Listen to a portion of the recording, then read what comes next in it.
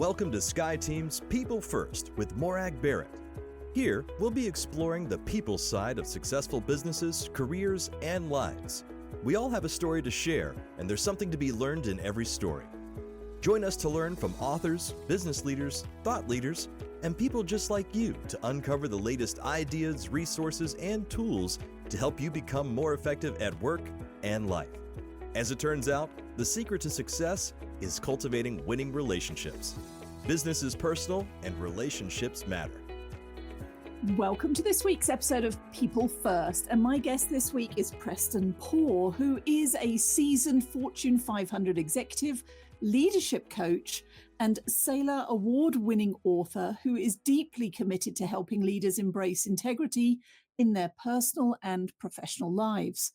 With a rich career spanning more than 30 years at industry giants like the Coca-Cola Company and the Hershey Company, Preston seamlessly integrates corporate strategy with enduring values in his approach to leadership. As a certified Maxwell leadership speaker and coach, a Colson Fellow, and the founder of the Poore Group, Preston is dedicated to empowering values-driven leaders to expand their influence. His speaking engagements, which span the globe, focus on key areas such as emotional intelligence, faith in the workplace, and character-first leadership. Preston, welcome to People First. Morag, thanks for having me. We need to shrink that introduction down to at least 2 sentences. That's a little too long, isn't it? Too much to read. Well, no. Well, it's not that it's too much reading. It's great context, especially for people who haven't met you. But I know what it's like when I'm being introduced for a keynote or an event. It can be exhausting listening to your own bio. Yes. So, okay, I've learned to tune it out. You're going to tune it out. Well, I was going to ask you, give me a nugget. Give me a something that's not included in your bio. Yeah, that those listening might be surprised by. Wow. I would tell you that people don't know in my bio, I actually was a part owner of a missile defense company there in Colorado for a number of years and sat on the board of directors there. Entrepreneur, not only in Fortune 500, but and my dad is a rocket scientist and my family worked for him. So most of the listeners probably don't know that about me. Wow. Okay, I can say that's a first, a missile defense. Okay, I get fun things when I ask those, like what does Google not know about you? Sure. After that stressed reaction of, I think Google knows everything. However, well, thank you for sharing. I appreciate it. Well, we're here today to talk about your upcoming brand new book, which is called How is Greater Than What? And I know you have a copy there. I have the digital copies in front of me and loved every single page. There you go. How is Greater Than What? Now, interesting, I'm going to ask, though, chapter 1 is not even how or what, it's who. Oh, yeah. Yeah. So talk to me about the how, what, who of your book. Yeah, sure. Thanks. It's kind of funny. When I was writing this book, Morag, I started working with a guy named Mike Loomis, and he started getting... Hello, Mike. Do you know Mike? Okay, great. Mike yeah, helped me with my first book, Cultivate Small World. Oh, great. Okay, so we have that in common. And Scott. Mike, right. Scott too. Great. So thank you. But it's funny when you're working with somebody and you have all these thoughts in your head. And if you look at it like a newspaper reporter, you're saying who, what, where, when, why, and how. And he started getting all confused about why did we start with how and then title, and now we're start talking about who. And I think the premise of the book is that leadership is an inside-out job. The title, How is Greater Than What, really is that how you do something from a leadership perspective and a management perspective to drive results is more important than the results that you deliver. I tell people all the time that results are table stakes. We just watched a number of college football coaches get fired this past couple weekends, right? They weren't winning. They didn't get results. Some of them were jerks and some weren't. But nonetheless, if you don't get results, you won't even stay in the game. And what I'm trying to do with this book, Morag, is talk to people a little bit and start them with who they are. I play with Simon Sinek a little bit too and say, okay, don't start with why. Everybody's familiar with that, right? It's a cliche mantra. It's been out there. It's billions of views on YouTube and that little talk he's got. And I think it's fantastic. And so nothing wrong with that. But I want to maybe peel the layer of the onion back a little bit and say maybe that's not the best starting point. What if we started with your identity, who you are? Do you know your values? Do you know your what your character is comprised of? Do you have strengths, talents, and abilities? How about your personality makeup, right? Like a Myers Briggs or a HBDI or those types of things. So I want people to uncover and unpack that who, because if you can lead from who you are and pushing toward those results, um, you're not going to move off of that foundation, if you will, the roots that you have. You won't compromise your integrity as you move forward. You'll be more grounded in helping people and things like that. So that's why I start with who, and that's the first chapter of the book. So I'm curious. I mean, those are big questions. How many days old were you when you worked those out for yourself? I'm still working them out, to be quite frank with you. I Yeah. tell people all the time that I haven't. They ask me what I wanted to be or what I wanted to do in my life, and I said, "Well, I still hadn't figured out." And I'm 58 years old, early retired from the Coca-Cola company, and coaching, teaching, training, writing, and still trying to figure out that stuff. And so those existential questions, I still struggle with. It's not like I have totally figured out, but I have figured out that the best place to start is at the beginning. And you have to kind of circle back and say, okay, who am I? And what are my motives? And that's a little bit different than purpose. And how do I think Hmm. about this? How do I approach people? And where does that come from? Where do my values come from? And once I start to think about those things, and quite honest with you, Morag, when I go to do training and I talk about values, I'll ask people what their values are. They look at me like a deer in the headlights, Hmm. right? And so I try to take them through an exercise about how do you identify those, and then how do those play into your decision making and everything else that you do in your career or in life. And so I think that's a fundamental place to start. And if you start at why, you may not understand who you're doing, but you have a purpose and you're driving ahead. And if you're not grounded in that, then you might make some decisions, do some things differently than you would otherwise. So I love that idea of reflection of what drives us. And as a colleague of mine, Mary Olson Menzel, her book, What Lights You Up, Mm, is another great catalyst for that mhm, because after that deer in headlight moment, it's thinking about when am I firing on all cylinders? When do I get in flow? When time just seems to pass effortlessly? That might be an indication of whatever I'm doing in that moment is aligned with my values. And mhm, conversely, when do I get a little feisty? When do I feel prickly or just procrastinate? mhm. That might be an indication that whatever is ahead of me is stuff that is antithesis to my values. Sure. But you mentioned earlier in passing there, your dad was a rocket scientist, your mum as well. We tend to initially get our values implicitly, explicitly from immediate family. To what extent in your work are those values set in stone, or are they malleable and shapeable? Yes. Just kidding. I think they're Excellent. both. Done. I think Mic they're both a drop. little bit. Yes. Drop my book away. So I think that's good. As you were saying that, Morag, that question or asking that and framing it up, I was sitting back thinking about an interview that I did for an organization in Knoxville, Tennessee. It was a consumer products company. And I had to go through like 18 plus interviews for this job. And I didn't get it, by the way. But Mhm. one of the questions this psychologist asked me, this organizational psychologist, behavioral guy, because they wanted to dig in a little bit deeper and see what motivated me. And he asked me a question. He said, "What values did you learn from your parents?" And mind you, this was probably 25 years ago. And I sat there and I thought, you know what? I have never really considered what I had learned or been able to articulate what I learned from my mom and dad. And so I think I shot off the cuff, right? A little bit about hard work, perseverance, those types of things. And it made me reflect and say, wait a second, those are good things. I have learned those from my mom and dad. Absolutely, I have, both of them. But I had to do a little bit more searching about the things that made my heart sing. That's a little bit about the passion that you mentioned. And then what are the values that drive me and motivate me? And I tell people all the time, if you have a sec, I'll just tell you if your listeners are even interested. I have five values. And I Okay. share those with people, and they're little, Litle values. Little, that's my little acronym, so I can remember it. The first one is love. And you might think that's kind of funny, but there's this phrase I learned a long time ago, based on my faith, that love is not a feeling, it's an act of your will. So it's not this fluffy type of thing, but it's the way you see people, the way you treat people, the way you engage people and act. And so that's the first L. Little I is integrity. Uh, T is trust. L is leadership. That's the second L. And then the last one is excellence. And some, not perfection, but I like to do things with excellence. Unlike most people today are listening to this podcast, they may not think I believe in excellence because of the way I'm stumbling through things, but that's okay.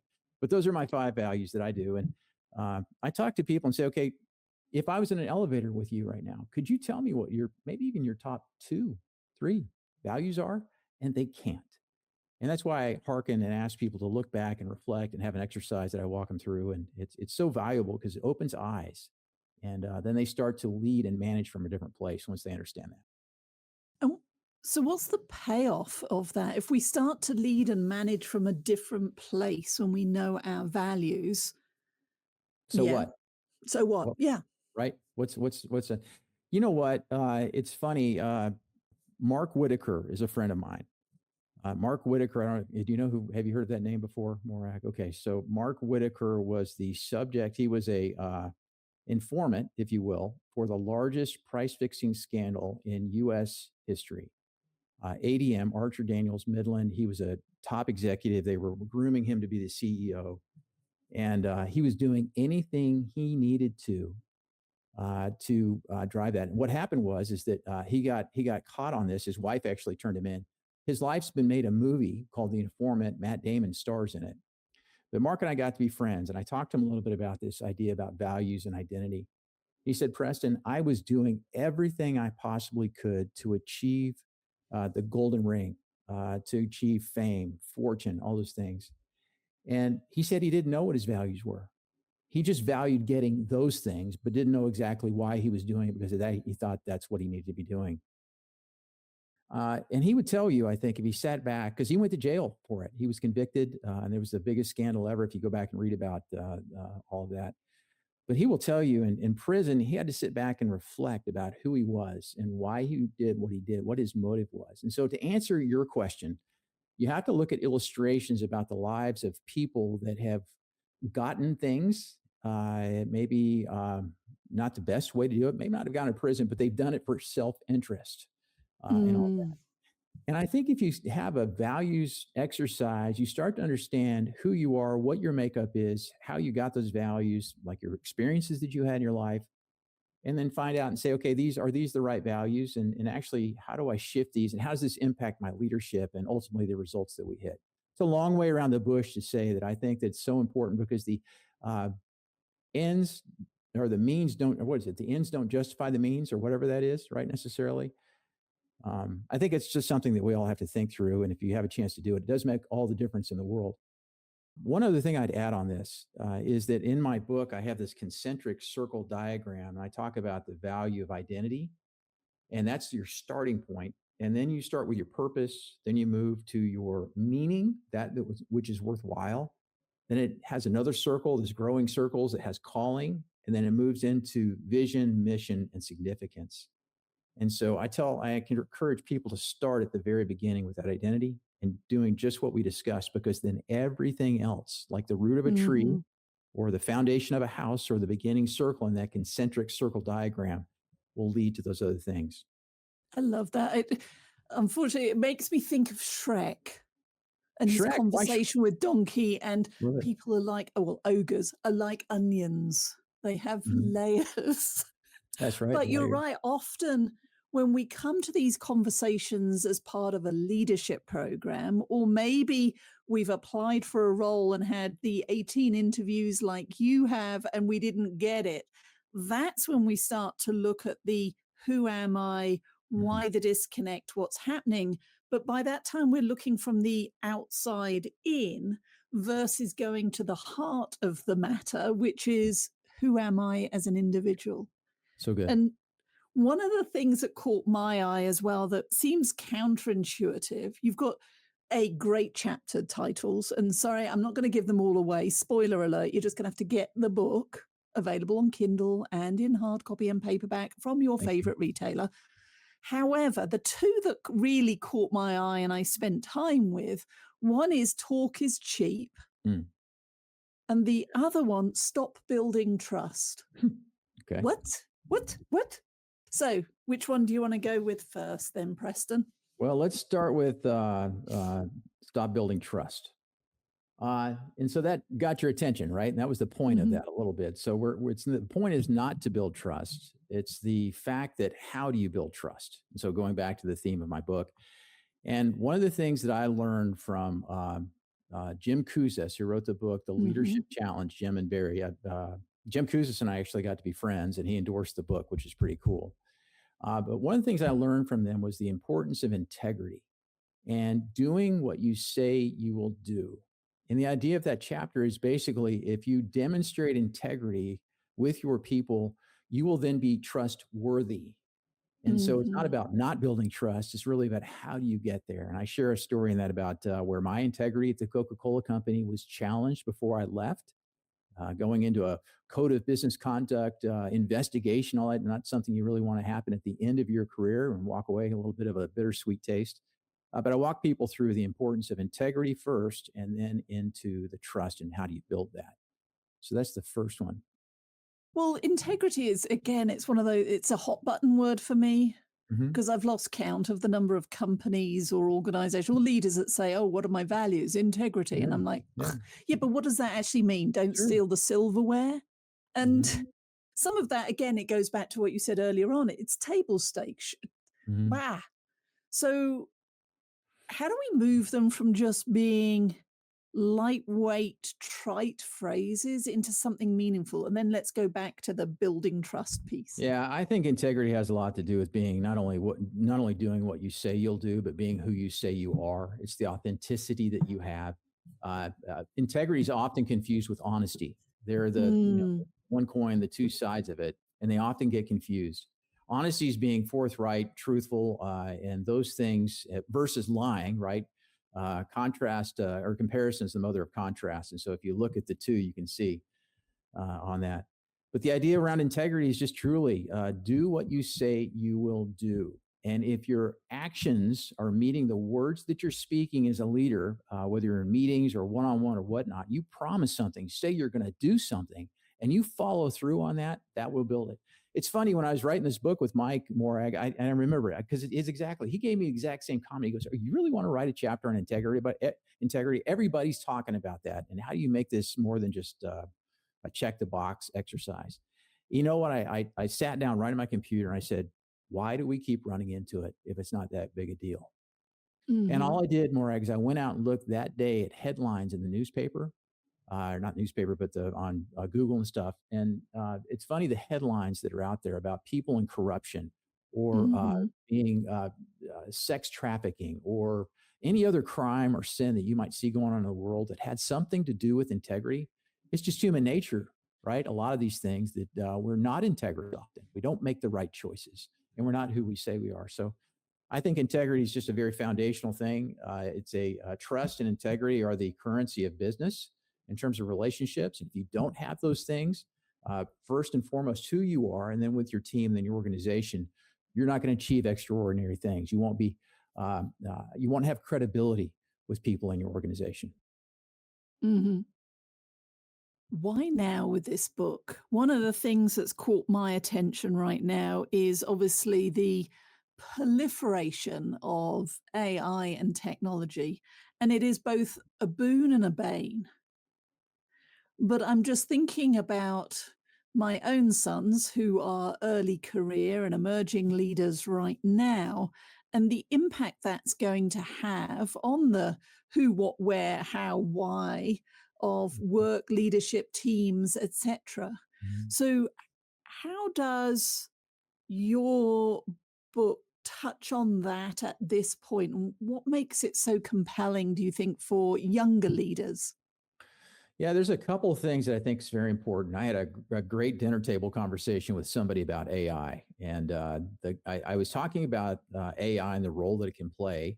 and how it can benefit us, and that we shouldn't shrink from it. But there's some caveats that we need to think about. And one of those caveats was I said you can get lazy and not think if you use AI a certain way. The other side of that is that AI will help you be more efficient. I use AI all the time for social media things. I used to sit down and think about what I was going to say and how do you post things on LinkedIn and all that. Now it takes me 2 seconds to say what I want to say and say, you're a marketing agent specializing in LinkedIn. I need to say this. Can you do it? It gives me 2 things. I put a picture and it's quick, but it's authentic, right? I say, write it in my voice. But the challenge that I had with him, this gentleman said to me, he goes, you know what? That's just like technology in the past, that somebody said that whether it's the telephone or the car or whatnot, that those technologies weren't going to work. You're saying the same thing about AI. And I'm saying, no, I'm not saying that at all. What I'm saying is to young leaders, you need to learn how to think. You need to how to use your noodle. It's better to learn how to critically think, analytically think, strategically, all kinds. In my chapter on plans don't win, I talk about the different types of thinking. And if you can form those first and then use AI as a supplement and not as a substitute, then you'll be successful in your role. And that's how I see it right now. And so I think it's neat. I use it. Sometimes I get ticked to myself because I do get lazy. And I say, you know what? I actually want to sit back and actually think about this because I want these to be my words, not AI's, is how I look at that. So that'd be my encouragement to young leaders that might be listening today, is to learn how to think. Don't let it think for you.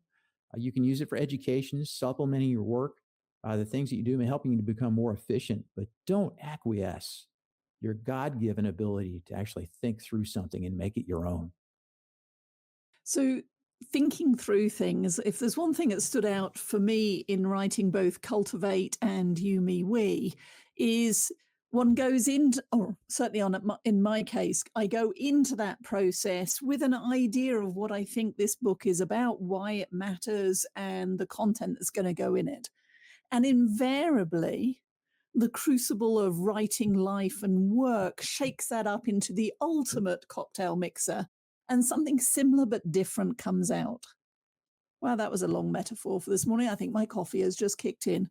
However, my question then, Preston, is what did you learn about your leadership, and potentially what was surprising about the journey as you sat down to write and publish your new book? Yeah, this book was it's a gift. It was painful at times. It took me. I look back and Morag, it's really a mishmash. It doesn't seem that way, but it's a mishmash of blogs that I've been writing for 10 years. And so I went through and I said, I've got this message that I learned while I was at the Coca-Cola company, a leadership philosophy about how's greater than what, and then how do I begin to articulate that? And there are days that were tough with this book. This is the third one I've written. The first one called 21 Days to Sound Decision Making, I wrote during COVID in 3 months. Piece of cake. Second book was called Disciple Leader. That took me 10 years literally to write. It wasn't a conglomeration. It was because working at the Coca-Cola company full time, that's the journey, waking up at 5 o'clock, 6 in the morning on Saturdays and Sundays to write for 4 or 5 hours to get that done. That's tough. But that was traditionally published. The first book I mentioned was self-published. And I had a decision with this book about whether I should publish it by myself or should I do it traditionally. And it is a little bit faith forward. But the interesting thing is that the agent that I was talking to at the time told me that the book was either a little bit too faith forward or it was too, what you might say, secular. So faith-based publishers, Christian publishers, weren't interested in publishing it. Secular publishers weren't interested in publishing it because of what I just told you. And guess what the imprint name is? It's what I told my agent. He said, you're stuck in between. I said, well, that's exactly where I want to be. And so the imprint publishing name is Exactly Press, because it's meant to open the aperture, broaden an audience, and engage people on these leadership things that might lead them into some interest in other things that I've done. So that's a long, again, that's it. I guess that's a way of telling you that this journey has been an awesome one, but the decision to self-publish, take control of it, it's harder than one might think. Yeah. It's interesting you talk about your 30-year career at Coca-Cola and Hershey, etc. My career is also decades old, and it's kind of like, how did that sneak up on us? Right. But it sounds like you're not quite ready to sit back with the slippers on and just take up knitting or whatever it is that one does when we eventually retire. So, what is catching your attention now that you are running free from the corporate environment? Mm. What have you created for yourself? Yeah. So now that I've untethered from the Coca-Cola company for about 3 years, what am I doing and why am I doing it? That motive type thing we asked. I would go back, Morag, and what makes my heart sing? That's almost a similar phrase to what you quoted earlier. Mm. Was this watching somebody transform, moving from A to B, from to, and seeing a change that's positive in their leadership and their faith or whatever it is, that gets me excited. And so that is really a calling that I have that reverberates in me every day when I get up. And I want to help people do that. And that's what's motivating me. It's not about trying to sell more books. That's not the point. The point is getting a text from somebody that said, "I read this book and I wish I had this when I was younger." Or now that I'm an emerging leader, I'm glad I have this now instead of going through all the things that I might encounter. This has been a great lesson for me. To hear that type of feedback makes it all worthwhile for me to write, speak, do all that. And if I can touch person's heart, mind, and soul and encourage them to go through a transformational journey, which will benefit not only them, but it'll benefit their family, their workplace, their community, wherever they are. It'll benefit that whole thing and make a difference. That's what we need in the world. We need more change makers. We need people to do positive things in a positive way. And that's what this book is all about. Fantastic. Well, Preston, I've truly enjoyed our conversation. Thank you for joining me here on People First. Where can people learn more about your work and the book? And what's Yeah. one last message you would hope our leaders and viewers leave with today? Yeah, thank you. So my last name is Poore, Poore, like I have no money with an E on the end. And so if you go to PrestonPoore.com, you'll see the speaking and the books and all that kind of stuff and check that out and do that. I think, Morag, my overall message is to people, start with who. Start at the beginning, because what that'll do is when you go through that concentric circle diagram that you see in the book, you move and go from identity all the way to significance. That will parlay you, move you into other things like how to connect with people, integrity, how to act with courage, be developed. How do you manage some of these other leadership topics that are out there? And you'll do it differently because you're starting from a different point, maybe one that you need to refigure and correct, or a new place for you that you never knew about yourself. And so that's what excites me. And I appreciate the opportunity of being on today with you. It's been a pleasure. Thank you, Preston. Thank you so much for joining Morag today. If you enjoyed the show, please like and subscribe so you don't miss a thing. If you learned something worth sharing, share it. Cultivate your relationships today when you don't need anything before you need something. Be sure to follow Sky Team and Morag on LinkedIn, Facebook, Twitter, and Instagram. And if you have any ideas about topics we should tackle, interviews we should do, or if you yourself would like to be on the show, drop us a line at info@skyteam.com. That's SKYE team.com. Thanks again for joining us today, and remember, business is personal and relationships matter. We are your allies.